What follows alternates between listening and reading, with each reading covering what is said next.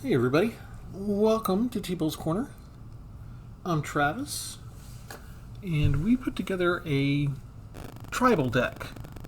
The deck type is Noble. So we went for the subtype, their position, not their actual main creature type. And let's see, we'll start with the tapped lands. We've got 5 colors, as you can see, so we've got a lot of tapped lands to get to those colors.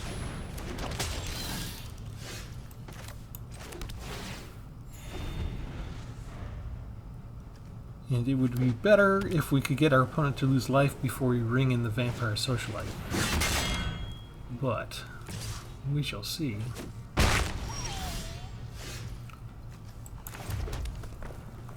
Let's see, that's got Death Touch. This creates the creatures, right? Let's just go ahead and get rid of this now, so I don't have to deal with all that toxic stuff. We could easily have a way to get rid of the enchantment, but hopefully not right away.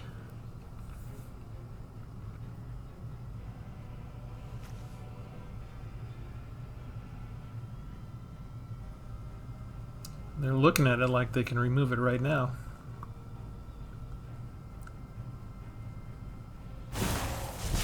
How about that? And a Rot Priest. Okay. Okay, if we're gonna do that, then we need Florian out. And let's see, I think we need a green.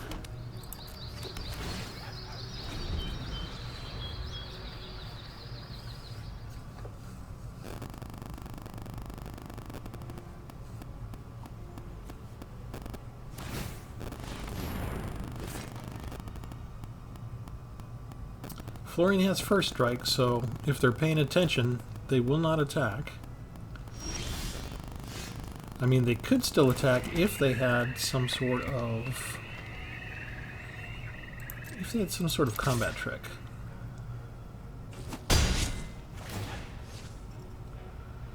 Let's play Celestis. Because then we can also play the Vampire Socialite. And since they lost life, Florian gets an extra point. Okay, they've had enough of Florian. They have 2 hold for ransoms? That is messed up. So messed up. Okay, fine. Joda it is.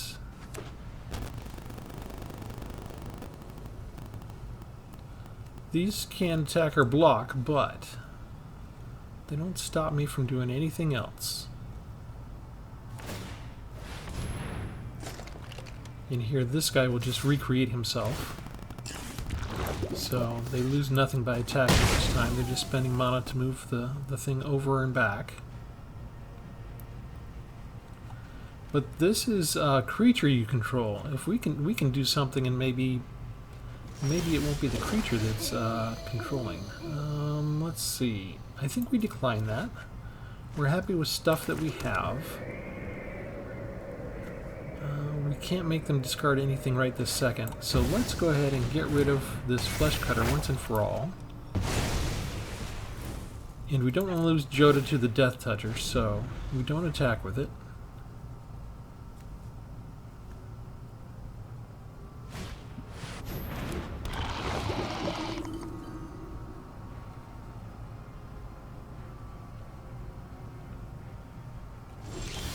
But we are going to have some fun right now. One other target permanent. Let's do that. Then you discard a card. We'll see which one they value. The hold for ransom is valued more, or this other card that we don't know what it is. They get rid of unnatural growth. Oh, it's bad to be you. Yes. Cascade's not going to do anything with my 3-drops. 3 is the lowest numbered noble or legendary card that I have. But we can attack with Joda.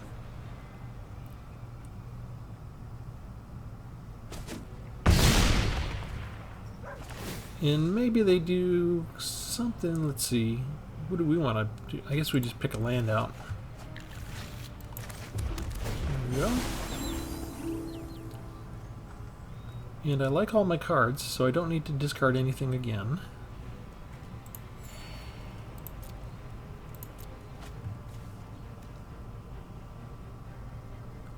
This is the only thing I have in here that's not a noble. Joda's a human wizard. Everybody else, noble. Elf noble. You don't hold for ransom Joda? I don't get that. What are they doing? She's just getting weird. Now we're going to get something. Another Florian. Perfect. We keep this one. And we attack. You can chump block. I wonder if they have a board wipe or a farewell they're hoping to top deck. Nope, they just gave up the ghost. Okay. Well, that's how it works. That's a good start. Okay, so noble deck, we've got Vampire Noble, Vampire Noble, Vampire Noble, Vampire Demon Noble, I should be more specific, and an Elf Noble. So most of them are Vampire Nobles. What is it about vampires that makes them so noble? That's the biggest pattern I've noticed so far when looking at the noble distribution across Magic the Gathering. They seem to think their vampires are very noble. Alright, where are we? Let's just type in noble.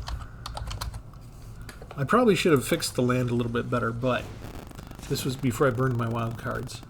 I'm just sticking with what I got. Okay, so the entire deck, we have 3 copies of Lord Xander, the Vampire Demon Noble, from Streets of New Capenna. 6/6, when he enters the battlefield, opponent discards half the cards in their hand. Usually, I mean, most of the time, by the time I get this on the field, they only have 1 card in their hand, so it doesn't have any impact. But when Xander attacks, the opponent mills half their library.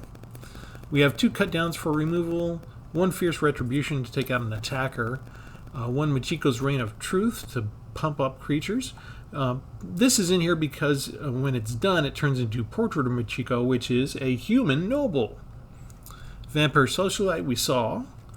Fall of Lord Khan is in here as well because that turns into a human noble as well later. So I'm not sure what it is about the enchantment sagas that keep turning into human nobles, but that's another kind of pattern that I've noticed. 3 wedding announcements.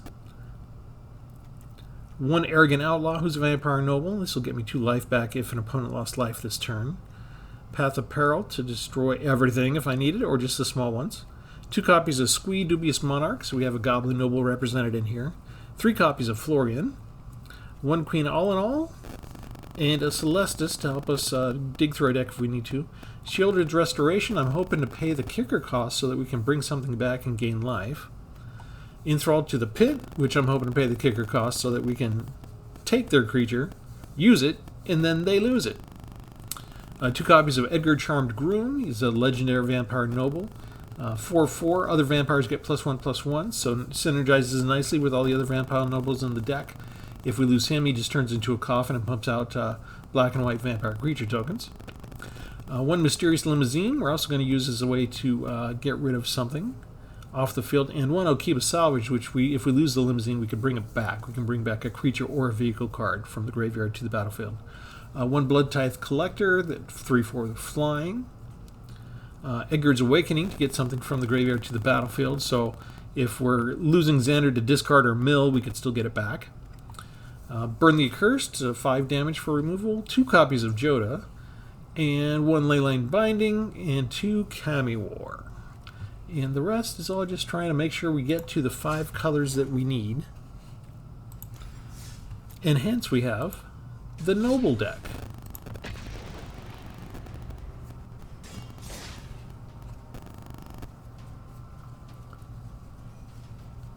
And we take this opportunity to remind you to like and subscribe as we try and defeat Fluff Knitter.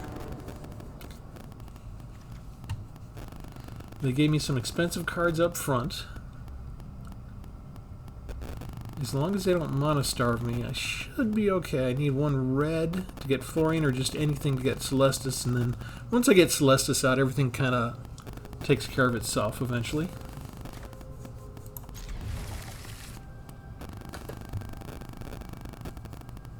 Fluff Knitter sounds like somebody plays with nice kittens or something that I should be very nice to. Everybody and their dog seems to like this this avatar. They don't want to show the face.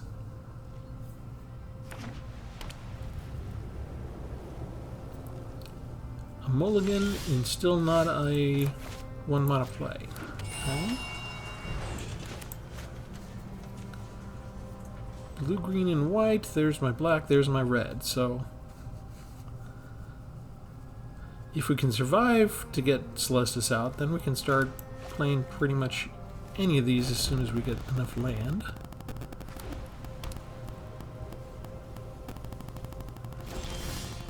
And they still didn't play something. Either they've got some big Mama Jamma knockout hit, or I've got a lot of tapped land, don't I?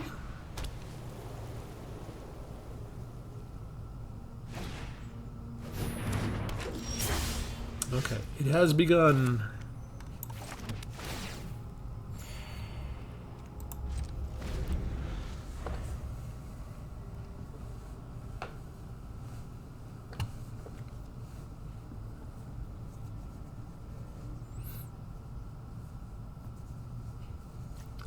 If they only get one creature, they can scry. Do I go ahead and use this now or wait for something better?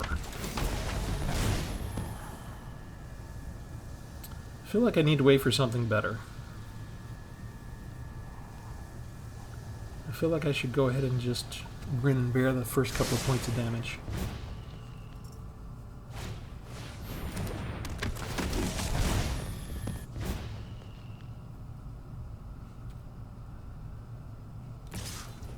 It's a lot of cheap spells. Alright, let's go ahead and try and put down a blocker.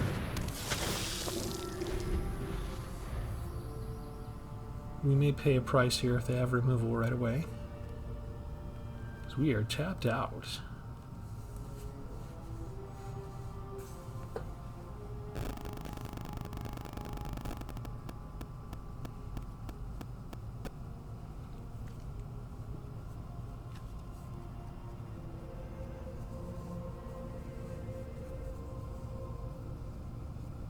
They must have something. They're calculating.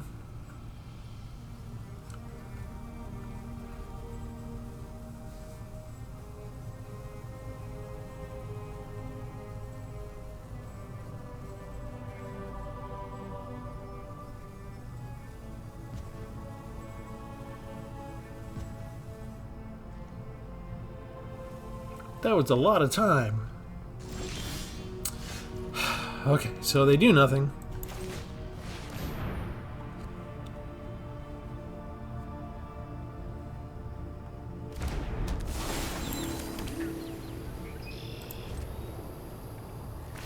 Too bad we can't play this as an instant. That would be handy.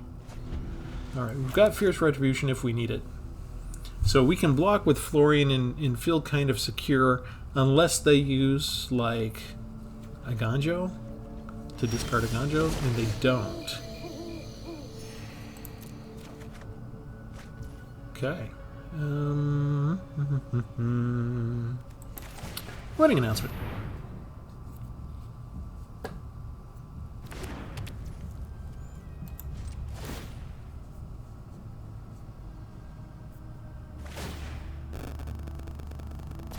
I've still got a bit of cushion here. This is my escape valve. I'm expecting like an Adeline any moment. Maybe they're having trouble because they don't have a fourth land.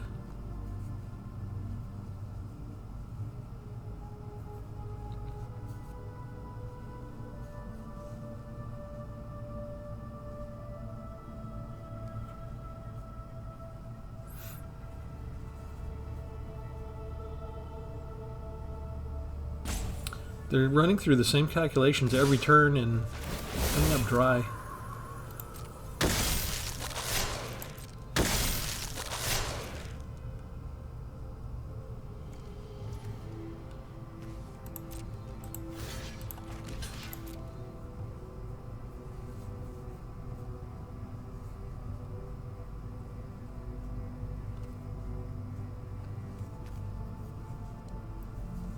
Do they just want to get rid of an artifact or enchantment and call it a day?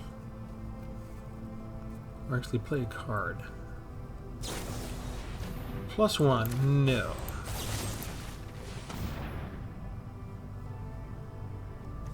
Hopefully they don't have 2 of those.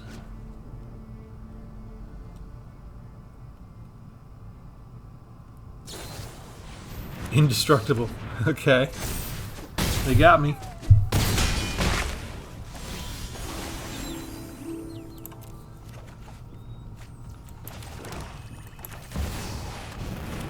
You're also losing a couple cards from your hand.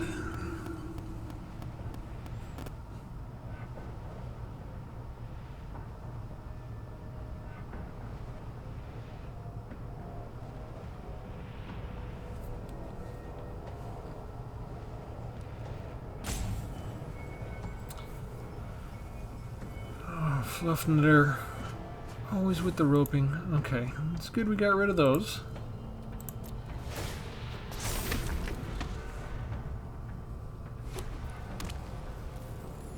If they can't deal with Xander now, they're going to lose 23 more cards due to mill.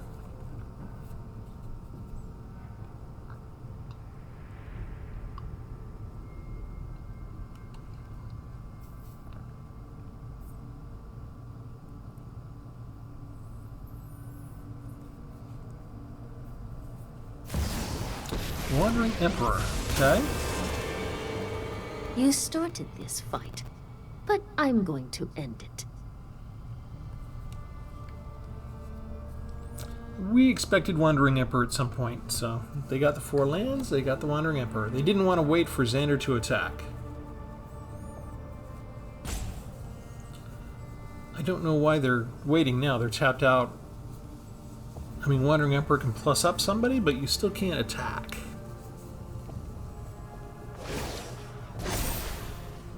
We've got the edge in this fight.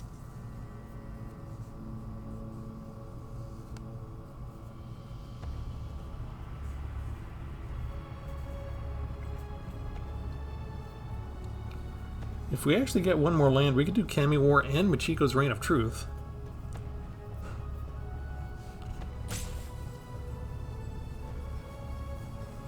And this is whenever Xander attacks. It doesn't matter if we attack the Wandering Emperor. I think we just exile the Wandering Emperor, though. No, you know what? They're tapped out. They're tapped out. Let's get rid of that, so they can't use those counters to destroy one of my things. And then...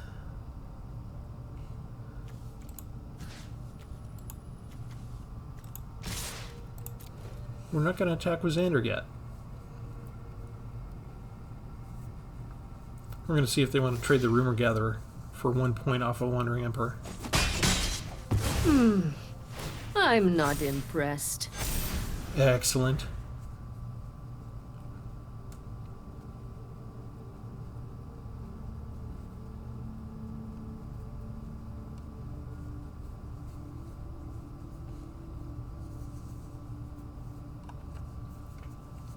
If they bring down anything formidable, it's going to be returned next turn.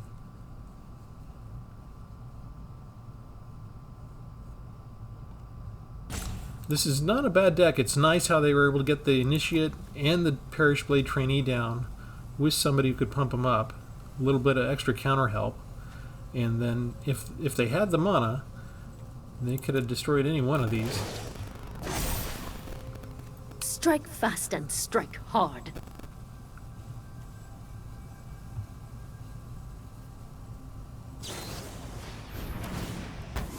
Alright, you have to sacrifice some permanents. They're going to sacrifice the trainee, which is fine. This is all still working out for us. We just need to wait for our opponent to stop roping and actually do the obvious stuff. Alright, you hit us for about as much as you're going to get. You go back up. Discard a card.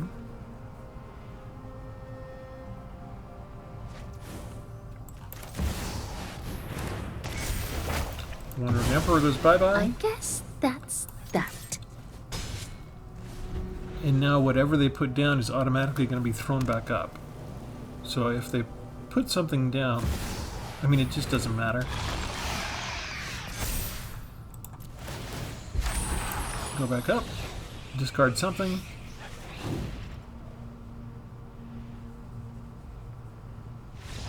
And they don't hang around for that. It's so nice.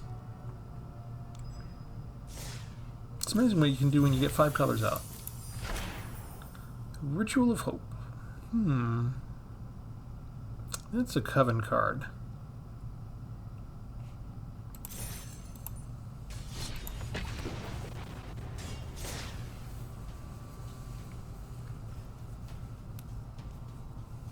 So the nobles are holding their own. It's kind of surprising. My playtesting, I was getting thonked by mono red aggro, and I'd do like a board wipe, and they'd put out a Hullbreaker Horror. I've been beaten up and down a little bit just in playing the deck to begin with. I don't think it was quite designed for the current meta.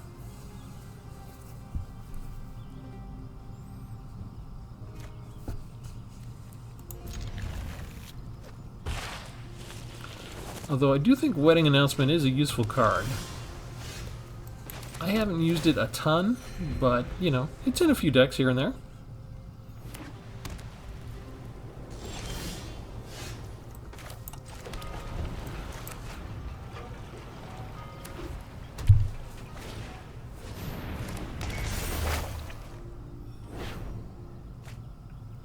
Alright, you do your enchantment, I will do mine.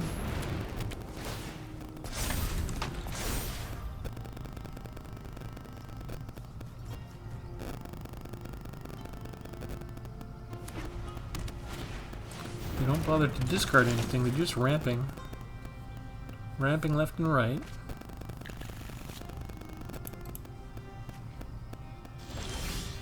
Now I'm kind of going to hope they don't have a counterspell here. Bingo. That's good news.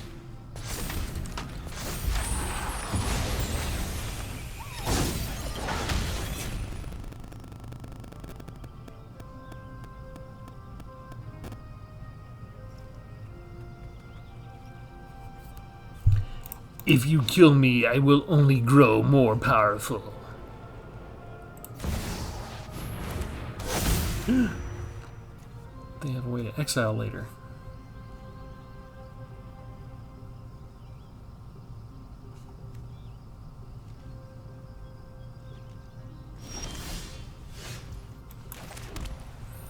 Let's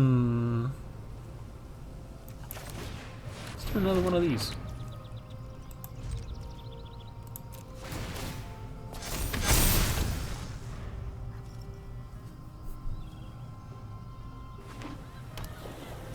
Alright, are you going to use this to exile? No.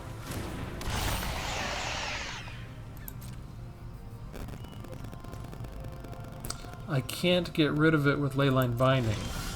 Elish Norn defeats that. And I don't have 6 mana, so I can't do a board wipe.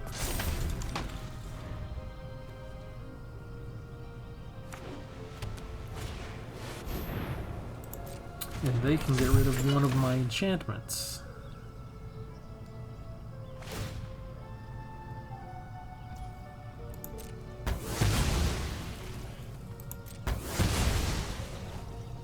Oh, 2, sorry. Oh, we'll just get rid of you now.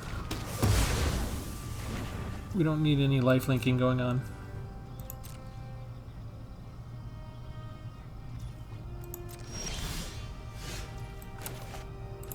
I do need that for land. And I think I'm okay with wiping the board because it saves Edgar to come back later, right?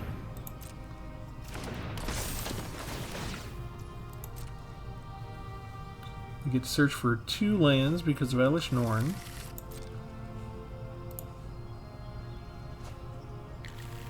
Nice little force multiplier she turned out to be.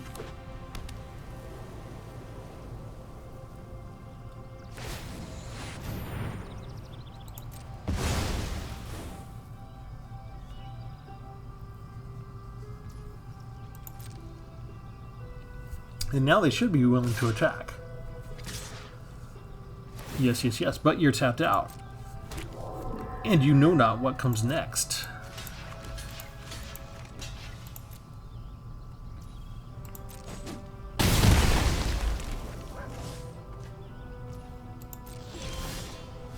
What comes next is Path of Peril. Cleave cost, everybody dies.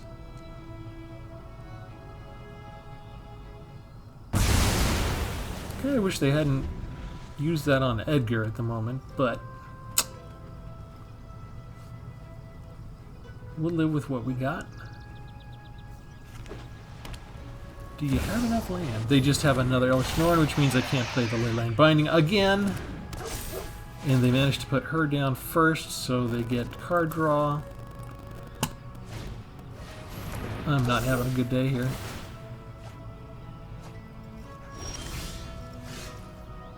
Not the right mana.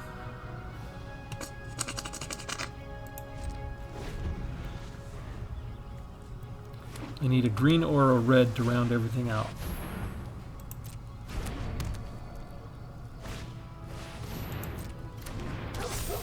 And they're just maximizing their card draw here. They got perfect draw for Elish Norn and then all the dogs. Their own wedding announcement. And if you attack with the dogs...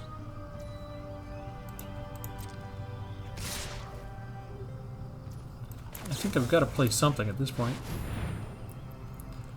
Do they have protection? If they do, they're not willing to use it. Alright, only got a turn or 2 left. And didn't get what I wanted.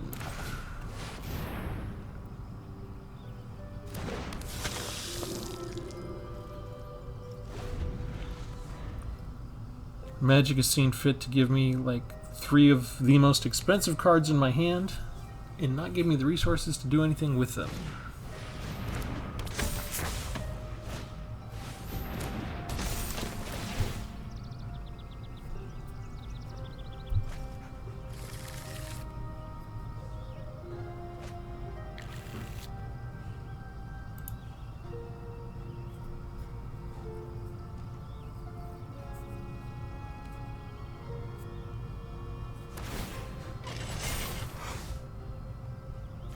Nice.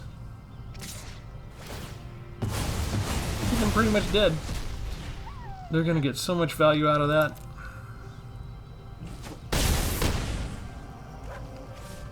And the one other removal spell I have just so happens is invalidated by the one creature that they have. That they immediately got an extra copy of when I got rid of the last one.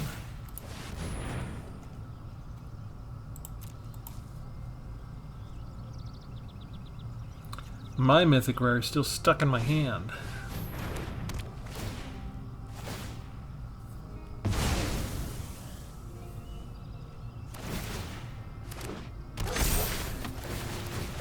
I don't think anything helps anymore.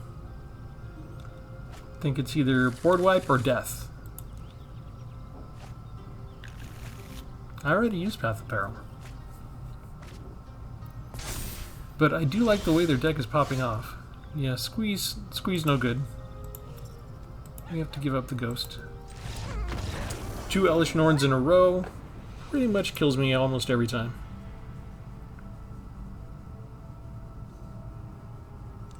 That happens a lot in Magic, where if you've got one threat, it's like, oh hey, they put out a really big powerful threat. I was able to handle it, you know, I was expecting trouble. But if they put down an exact repeat of the same threat, Sometimes it's curtains for you right then.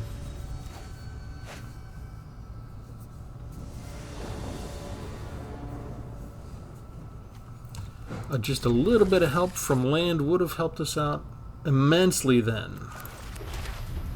I've got all the Dominaria lands, so I can get the extra credit for the land types, so I can play the Leyline Binding faster. Okay, so if we've got red, no, we've got black and white. So I'll make that red to start with.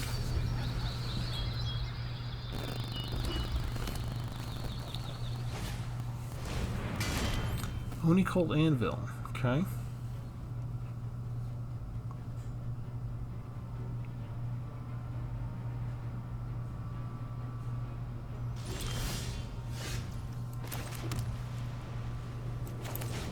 First Florian comes out. If this is the pre-made deck, they've got a couple of removal spells. And some of them take 3 land.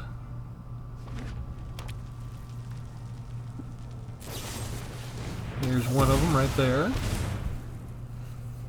Hopefully that means you can't cast anything else this turn. And can you do what we could not? Can you handle the exact same threat 2 turns in a row? Mine's a little smaller than Elish Norn. It's only rare too. It's not mythic rare. Herbrass Forge. Oh, that one's got to go.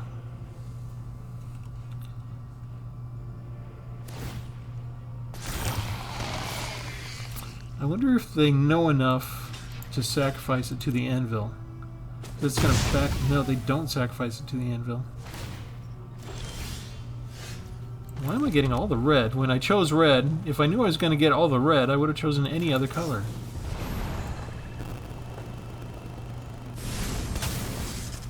Okay, Forge goes away. If they want to, they can sacrifice it.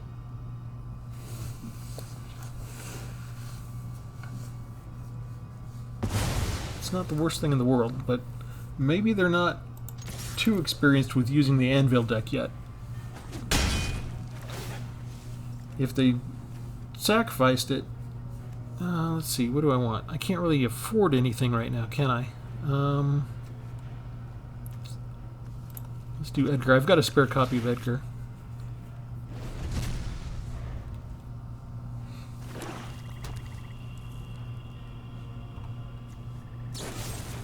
They could have sacrificed it. They could have dealt a damage and gained a life. Okay, so same answer to get rid of the same threat.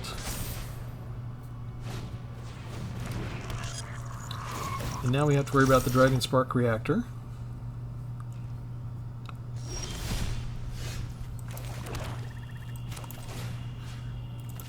Let's have you deal with the same threat 3 times in a row, shall we?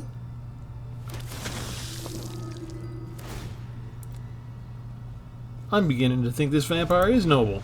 You just can't keep him down.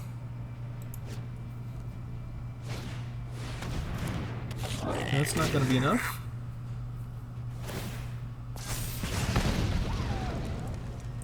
They could have just done damage to the face. If this is a 2-drop damage, they could kill it. No, it's just a land. Okay. I'm not sure why they didn't hit me in the face instead of that.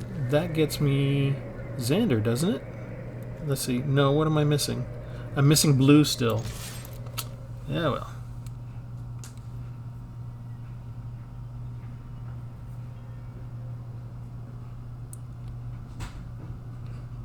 Come on, let me get another hit in. I should be able to cast something good with 7 mana. Still missing blue and... Oh, but I already played a land. Okay, so let's just play this.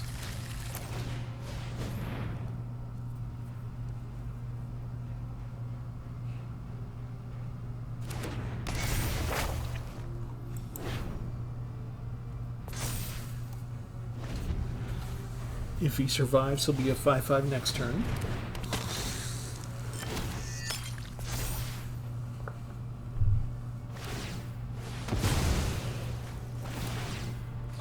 And he's got first strike, so it doesn't matter what they block him with.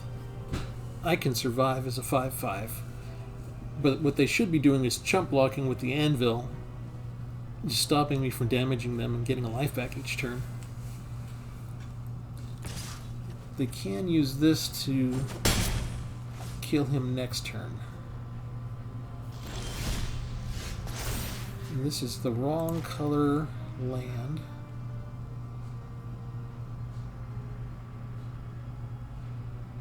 So we attack first instead of placing down the land. If we can get a green or a blue in the exile, if he manages to let us through.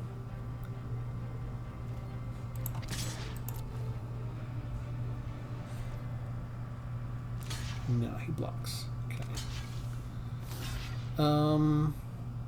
Huh. Well, you two are gonna die.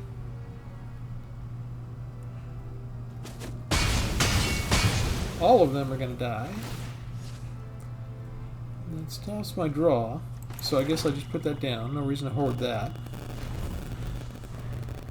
And then he can kill me with the Dragon Spark Reactor. Or he can kill Florian with the reactor. No, he cast a spell instead. You don't have the mana now. Not this turn.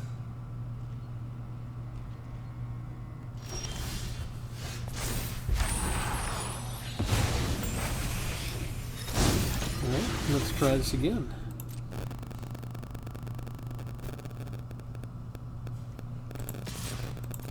Do you chump block? Common here is for people to chump block with the Circuit Mender and then sacrifice there, get a life back, deal me damage, and then they still get to draw a card and fish for something better. Instead, they're going to let me use Florian's special ability. Oh, man, there's Joda. That's alright. Okay,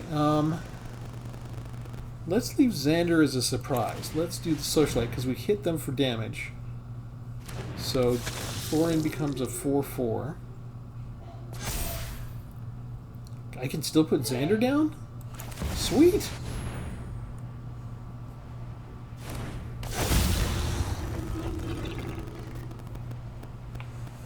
This is usually when they scoop.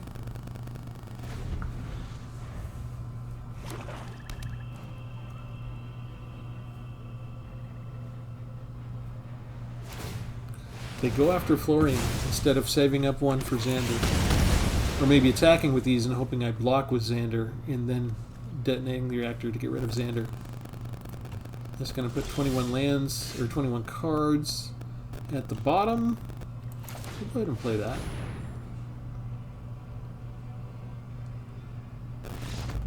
And that's when they scoop. They didn't want to wait around for the milling. It was gonna be Miller time.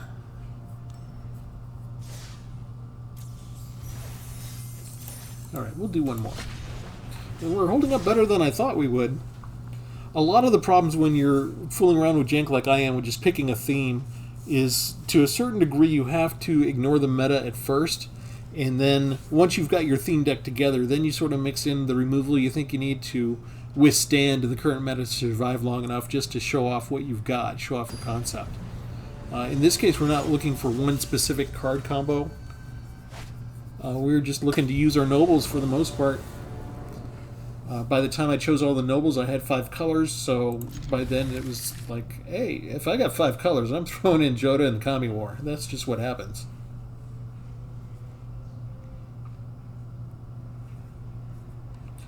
Fall of Lord Khanda is pretty inconsistent. You would think that it would be more in use because of all the Sheoldreds running around. I mean, we've got 2 different Sheoldreds from 2 different expansions that cost that much.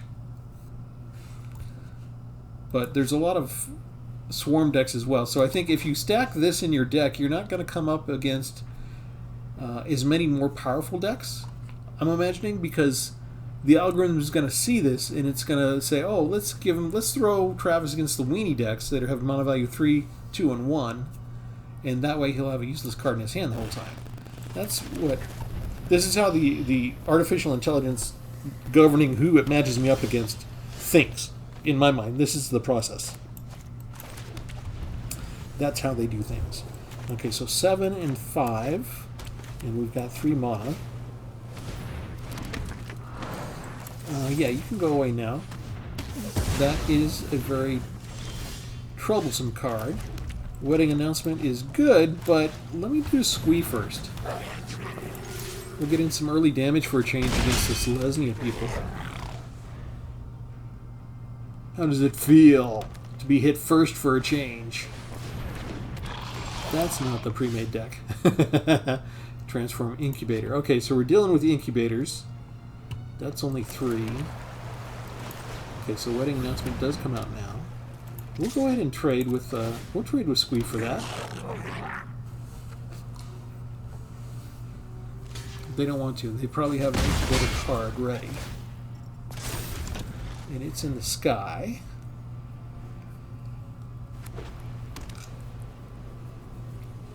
Okay, give me a powerful card. Come on. That's not... That is a powerful card. They disguise it by making it cheap. I can't cast that one. I can't cast anything. Okay. We will do it again. I am willing to trade for the 2/2. They are not.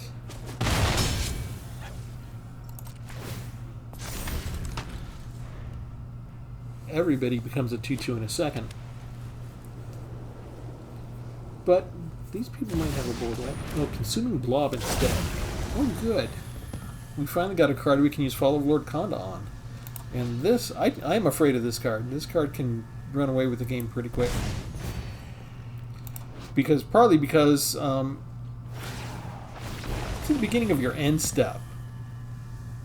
That's really insidious. I mean, you're automatically getting something. So you need instant removal for that. That wasn't instant, but we'll live with it. No attacks. We'll wait for the buff. And since we exiled it, it doesn't add anything. But that's card types, right? So that they already have the creature card. That is mana value 4. That is excellent. They didn't choose to pump it up. I thought they would go for the 3/3.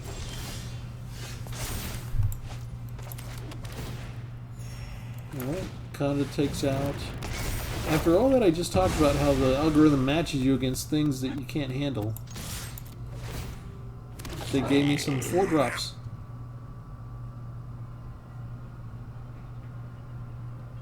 Is it time for some chump blocking?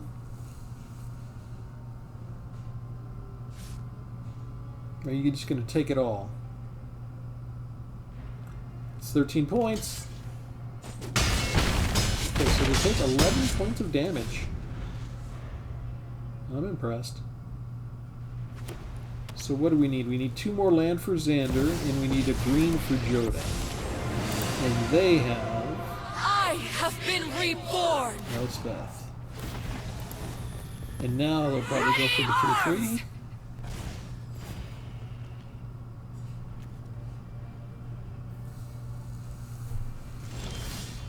They still don't go for the 3/3. Huh. Do I go for Elspeth, or do I just go for them? I feel like I've got enough advantage. Yep. They didn't want to... They were probably putting this out to see if I'd be distracted by it. And I was not. So how much would they take? If they chump blocked for 2 of them, that still would have been 2, 4, 6. They could have blocked that. They would have taken 7 points right there. Yeah, I don't think their Planeswalker would have helped them after that. Alright, that was really good. That was much better than I thought it would be in terms of performance. I must have run through the mandatory meta run earlier when I was running into Hullbreaker Horrors and Sheoldreds. Alright, so again, probably don't take this into ranked. They're very vicious there. I don't think we can handle most of the mono-red aggro decks. But let's look at the mono curve. It's an expensive deck, right? 3.8. I don't know that there's really any way around it. I didn't really feel like we had a lot of land trouble. We ran into a couple of places with these two particular card types where we had to wait for that particular color. And of course, Queen all in all is a little difficult one, right? if you're not purely white green, you might have to wait a while to get her out. She's not necessarily somebody who's coming out on curve, but we did have we had some removal ready at the first drop, and we had enough 2, 3, and 4 drops, I think, in a good order. Especially having Celestis there is really good to help fix our mana after that going forward.